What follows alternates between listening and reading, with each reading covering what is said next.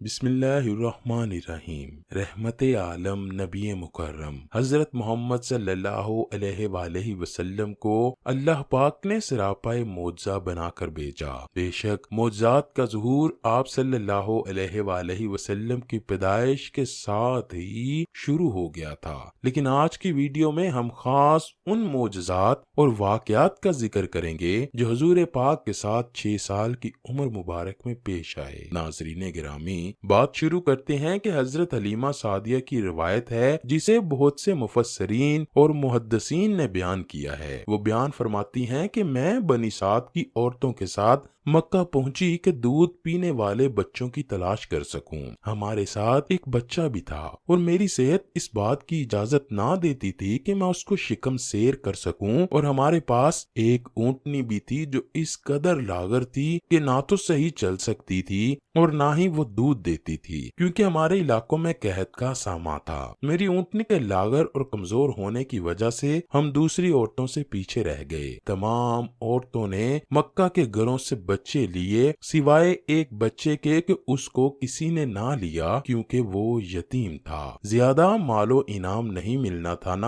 اس گھر سے، اور دوسری وجہ یہ تھی کہ میری صحت کو دیکھ کر بھی مجھے اپنا بچہ دینے پر کوئی رضامند نہ تھا۔ حضرت حلیمہ بیان کرتی ہیں کہ میں نے اپنے شوہر حارث سے مشورہ کیا کہ کیوں نہ ہم اس یتیم بچے کو ہی لے لیں، یہ اس سے تو بہتر ہی ہوگا کہ ہم خالی ہاتھ گھر کو لوٹ جائیں۔ اللہ اکبر! بس یہ سوچنا تھا کہ حضرت حلیمہ کی سوئی ہوئی قسمت بیدار ہوئی۔ سرور کائنات ان کی آغوش میں آ گئے۔ اپنے خیمہ میں لا کر جب دودھ پلانے بیٹھیں تو باران رحمت کی طرح برکات نبوت کا ظہور شروع ہوا۔ خدا کی شان دیکھیے کہ حضرت حلیمہ کو اس قدر دودھ اترا کہ رحمت عالم نے بھی اور ان کی رضائی بائی نے بھی خوب شکم سیر ہو کر دودھ پیا اور دونوں آرام سے سو گئے۔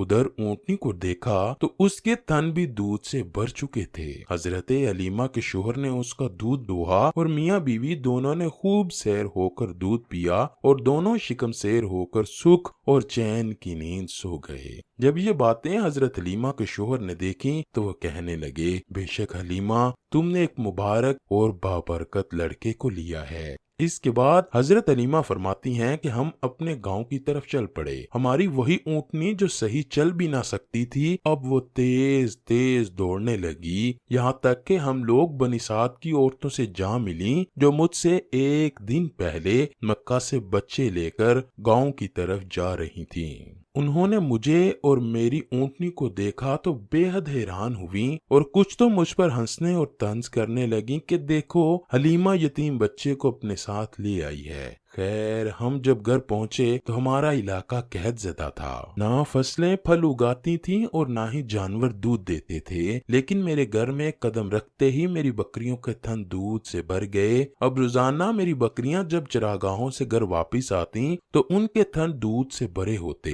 حالانکہ پوری بستی میں اور کسی کو اپنے جانوروں کا ایک قطرہ دودھ نہ ملتا تھا۔ میرے قبیلہ والوں نے اپنے چرواہوں سے کہا، تم لوگ بھی اپنے جانوروں کو اسی جگہ چراؤ جہاں حلیمہ کے جانور چرتے ہیں۔ چنانچہ سب لوگ اسی چرگاہ میں اپنے مویشی چرانے لگے جہاں میری بکریاں چرتی تھیں، مگر یہاں تو چراگاہ اور جنگل کا کوئی عمل دخل ہی نہ تھا۔ یہ تو رحمت عالم کی برکات نبوت کا فیض تھا جس کو میں اور میرے شوہر کے علاوہ گاؤں کا کوئی دوسرا شخص نہ سمجھ سکتا تھا۔ جب 2 سال مکمل ہوئے تو میں اور میرا شوہر پریشان ہو گئے کہ اب تو ہمیں اس بابرکت بچے کو ان کی والدہ کے پاس چھوڑنا ہوگا۔ خیر، ہم نہ چاہتے ہوئے بھی بچے کو لے کر ان کی والدہ حضرت آمینہ کے پاس پہنچے تو ہماری قسمت اچھی تھی کہ مکہ میں اس وقت ایک وبائی مرض پھیلا ہوا تھا۔ ہم نے اسی مرض کا سہارا لیا اور بچے کو دوبارہ اپنے گاؤں لے جانے کی درخواست کی، جس کو حضرت آمنہ نے قبول کیا، اور اس طرح میں اور میرا شوہر محمد صلی اللہ علیہ وآلہ وسلم کو لے کر دوبارہ اپنے گاؤں آ گئے۔ حضرت حلیمہ کے بچے چراگاہوں میں جا کر بکریاں چراتے تھے، لیکن حضرت حلیمہ محمد کو نہ بھیجتیں۔ لیکن ایک دن حضور کے اصرار پر حضرت حلیمہ نے ان کو بھی باقی رضائی بہن بھائیوں کے ساتھ مل کر بکریاں چرانے کی اجازت دے دی۔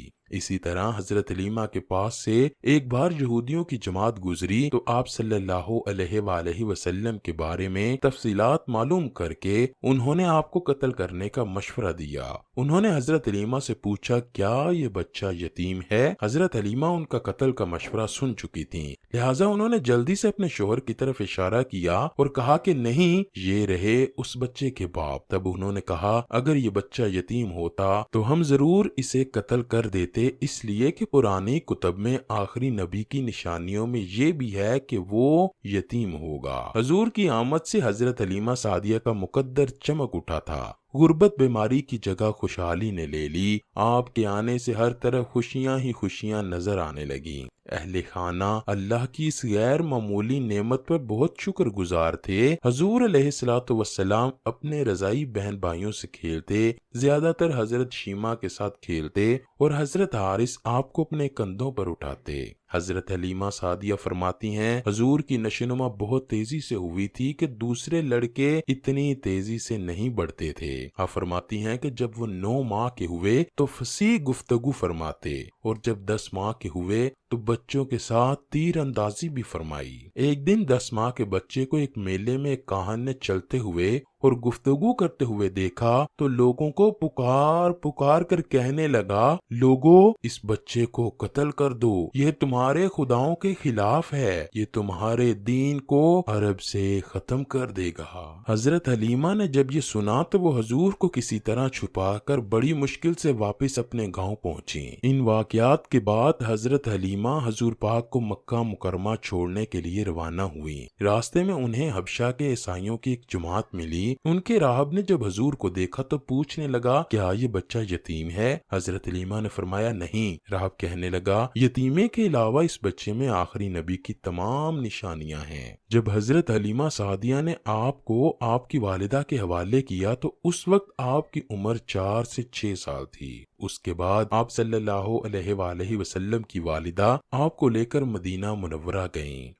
ایمن بھی ساتھ تھیں۔ ایک دن مدینہ کے 2 یہودی ایمن کے پاس آئے اور کہا ذرا محمد کو ہمارے سامنے لاؤ، ہم انہیں دیکھنا چاہتے ہیں۔ انہوں نے اچھی طرح دیکھا، پھر ایک اپنے ساتھی سے بولا یہ اس امت کا نبی ہے اور یہ شہر ان کی ہجرت کا ہے، یہاں زبردست جنگ ہوگی۔ جب آپ صلی اللہ علیہ وآلہ وسلم کی والدہ کو معلوم ہوا تو آپ ڈر گئیں اور آپ کو لے کر مکہ روانہ ہوئیں، مگر راستے میں ابواب کے مقام پر وفات پا گئیں۔ آپ کو یہیں دفن کیا گیا۔ 5 دن بعد ایمن آپ کو لے کر مکہ پہنچی اور آپ کے دادا عبد المطلب کے حوالے کیا۔ ایک روز بنو مطلج کے لوگ حضرت عبد المطلب کے پاس آئے۔ یہ لوگ قیافہ شناس تھے، آدمی کا چہرہ دیکھ کر اس کے مستقبل کا اندازہ لگاتے تھے اور انہیں آپ صلی اللہ علیہ وآلہ وسلم کے بارے میں فرمایا اس بچے کی حفاظت کرو، اس لیے کہ مقام ابراہیم پر جو حضرت ابراہیم کے قدم کا نشان ہے، اس بچے کے پاؤں کا نشان بالکل اس سے ملتا جلتا ہے۔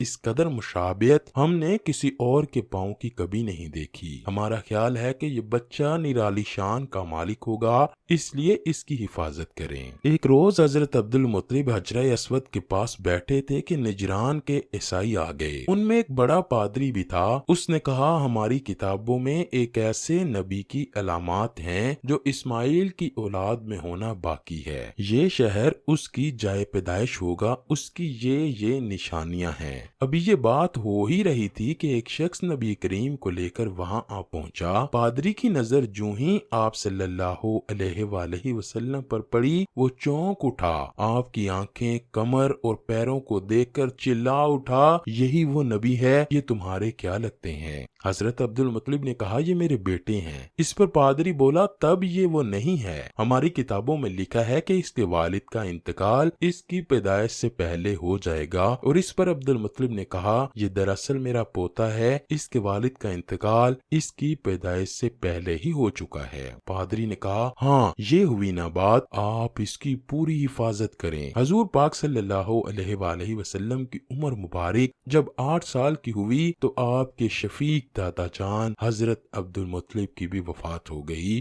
اور آپ اپنے چچا حضرت ابو طالب کی کفالت میں آ گئے۔ حضور پاک چند سال اپنے چچا زبیر کے ساتھ بھی رہے۔ ان کے ساتھ ہی ایک دفعہ آپ سفر پر تھے کہ راستے میں ایک سرکش اونٹ رہتا تھا، لیکن جب آپ کا وہاں سے گزر ہوا تو وہ اونٹ آپ کے قدموں میں اپنی گردن رگڑنے لگا اور حضور پاک نے اس پر سواری بھی کی۔ اللہ پاک سے دعا ہے کہ وہ حضور پاک کے بچپن کے طفیل ہماری زندگیوں میں سکون فرما دے۔ اے اللہ پاک ہمیں ہمارے بچوں کو بھی حضور نبی کریم علیہ الصلوۃ والسلام کی سیرت پر مکمل طور پر عمل پیرا ہونے کی توفیق عطا فرما۔